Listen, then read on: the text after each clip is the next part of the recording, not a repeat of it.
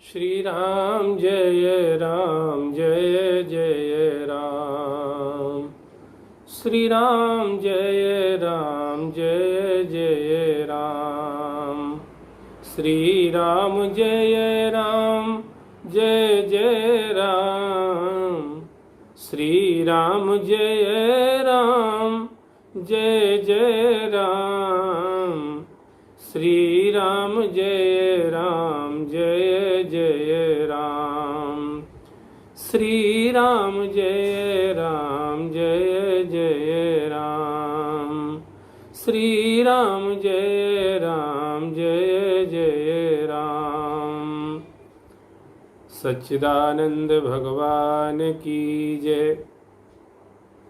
आज हम लोग माया और ब्रह्म, इन दोनों में क्या भेद है, इसके ऊपर चर्चा करने जा रहे हैं। माया का स्वरूप क्या है? रामायण में कह रहे हैं तुलसीदास जी महाराज, गो गोचरे जहाँ लग मन जाई, सो सब माया जान्यो भाई। एक दुष्ट अतिशय दुख रूपा, जावस जीव पराभव कूपा।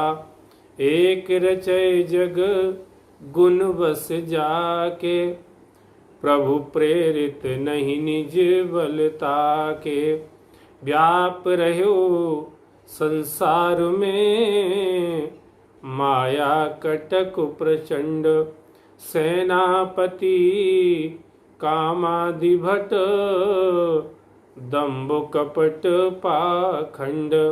ये सब माया कर परिवारा, प्रबल अमित को बरने पारा। शिव चतुरानन जाहि डिराई, अपर जीव कहि लेखे माही।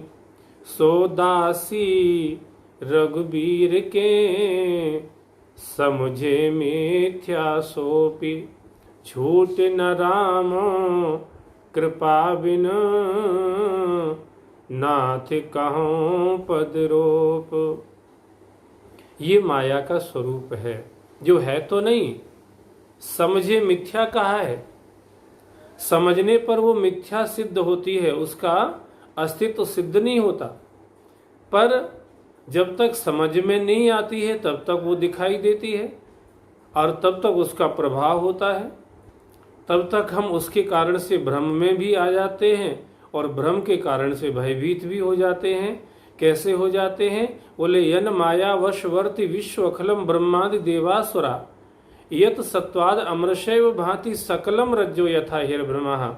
ये बहुत वेदांत का, उपनिषदों का ये बहुत ही प्रसिद्ध एक दृष्टांत है। रज्जो यथा हिरभ्रमः, जैसे रस्सी में सांप का भ्रम हो जाता है। यद्यपि सांप है नहीं, वहां पर रस्सी ही है, पर भ्रम हो गया तो फिर वो सांप ही दिखता, रस्सी नहीं दिखती। जबकि है वो रस्सी, सांप नहीं है, पर वो सांप दिखता है। अब सांप, भ्रम के कारण से सांप दिख रहा है, तो उससे होता क्या है? सांप है तो काटेगा, काटेगा तो जहर चढ़ेगा, जहर चढ़ेगा तो मृत्यु हो जाएगी, मृत्यु हो जाएगी तो परिवार का क्या होगा, घर बार का क्या होगा। इतना सब किया कराया सब पानी में मिल जाएगा। अब तो हमारा अस्तित्व ही खत्म हो जाएगा। फिर ये सब किस काम का है? सब व्यर्थ है, सब बेकार है। और इतना ही नहीं, किसी भी तरह से उस सांप से हम बचने की कोशिश करते हैं, उसके लिए कोई लठ बुलवाएगा, कोई पत्थर उठाएगा, अन्य कोई किसी तरह का उपाय करेगा। ये माया, ये वहां पर रस्सी में सांप का भ्रम होने से इतनी सारी परेशानियां उस आदमी के लिए खड़ी हो गई, जिसको वहां सांप दिख रहा है। पर असलियत क्या है? असलियत यह है कि वहां सांप है ही नहीं। पर जब तक वो सांप दिखेगा तब तक ऐसी स्थिति बनी ही रहेगी। ऐसे ही भगवान की ये माया जिसको हम कह रहे हैं, ये समझे मिथ्या सोपी है, तो ये असत्य है नहीं, पर ये रस्सी में सांप की तरह दिखती है, हमें भ्रम में डालती है। और उसी के कारण से ये मैं मेरा तू तेरा अपना पराया। ये राग द्वेष ईर्षा छल कपट घृणा मोह मात्सर्य काम क्रोध लोभ मद इत्यादि जितने भी विकार हैं, ये सब हमें मात्र इसीलिए घेरे रहते हैं क्योंकि हम माया जनित भ्रम के कारण से ऐसे फंस गए हैं कि हमें यही सब ठीक समझ में आता है। अब ये हमें कुछ भी अच्छा नहीं दे रही है, भ्रम में भी डाल रही है और भयभीत भी कर रही है। तो अब ये स्थिति अगर बनी रहे पूरे जीवन भर तो ये तो किसी को भी अच्छा नहीं लगेगा। फिर क्या है? दूसरा तत्व है ब्रह्म। यन माया वशवर्ती विश्व अखिलम ब्रह्मादि देवासुरा यत सत्वाद। ब्रह्म तत्व जो है वही सत्य है। उस सत्य ब्रह्म की सत्ता में, जैसे उस सच्ची रस्सी की सत्ता में सांप का भ्रम हुआ, ऐसे इस सत्य ब्रह्म की सत्ता में माया का भ्रम हुआ है। पर जब सत्संग के द्वारा ये भ्रम मिट जाता है तब फिर क्या समझ में आ जाता है? व्यापक व्याप अखंड अनंता अनुभव गम्य भजे जेहि संता। राम ब्रह्म परमार्थ रूपा अभिगत अलख अनाद अनुपा। सकल विकार रहित गत भेदा कहे नित नेत निरूप है वेदा। ये भगवान जो ब्रह्म है उसका ऐसा स्वरूप है। व्यापक व्याप अखंड अनंता अनुभव गम्य भजहि जय संता। ऐसा ये ब्रह्म है, परमार्थ रूप है, आनंद देने वाला है, सुख देने वाला है, शांति देने वाला है। जो तिहुकाल एक रस रही जिनका निगम नेत कह कही। जिस ब्रह्म को वेद उपनिषद नेति नेति कह करके पुकारते हैं, जो सदा एक रस रहता है। जब ये दृष्टि जैसे उस सांप में से हट के रस्सी में जाके टिक जाती है तो भ्रम भी निवृत हो जाता है और भय भी निवृत हो जाता है।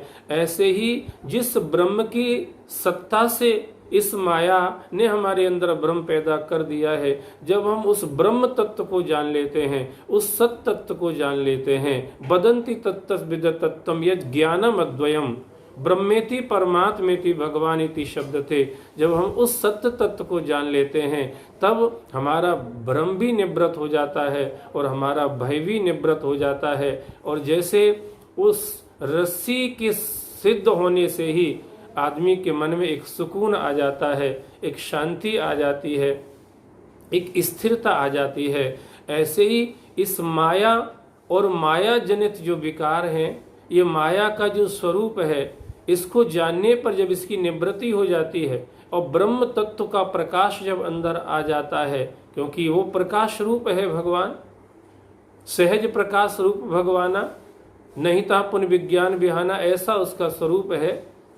तो जब ये समझ में आ जाता है कि नहीं भैया, हम माया को पकड़ के बैठे थे कि यही हमारी है, पर अब जब माया और ब्रह्म दोनों को देख लिया है, ज्ञान कहा ही इसी को है, ज्ञान मान जहाँ एक नाही देख ब्रह्म समान सब माही। क्योंकि ब्रह्म जो है वो एक रस है, माया में उतार चढ़ाव है। जैसे समुद्र का नीचे का पानी तो स्थिर है पर ऊपर उसमें तरंगें उठती रहती हैं, ऐसी जितनी उथल पुथल ये संसार में है ये माया की है। इसलिए हम सभी अंदर से भी हमारी उथल पुथल मची रहती है। पर जब हम उस ब्रह्म को जान लेते हैं तो जैसे समुद्र के अंदर का पानी शांत है, ऐसे जीवात्मा उस ब्रह्म में स्थित होकर के ब्रह्मविद ब्रह्मैव भवति, और फिर परम शांति को, परम सुख को, एक निर्विकार, एक निश्चल, एक मुक्त अवस्था, जीवन मुक्त ब्रह्म पर चरित सुने तक ध्यान, एक वो जीवन मुक्त की अवस्था प्राप्त हो जाती है और जीवन सफल हो जाता है, कृतकृत हो जाता है, धन्य हो जाता है। ये हमने माया और ब्रह्म के ऊपर कुछ चर्चा की। आप लोग सुनते रहिए, फिर मिलेंगे। धन्यवाद। राम राम।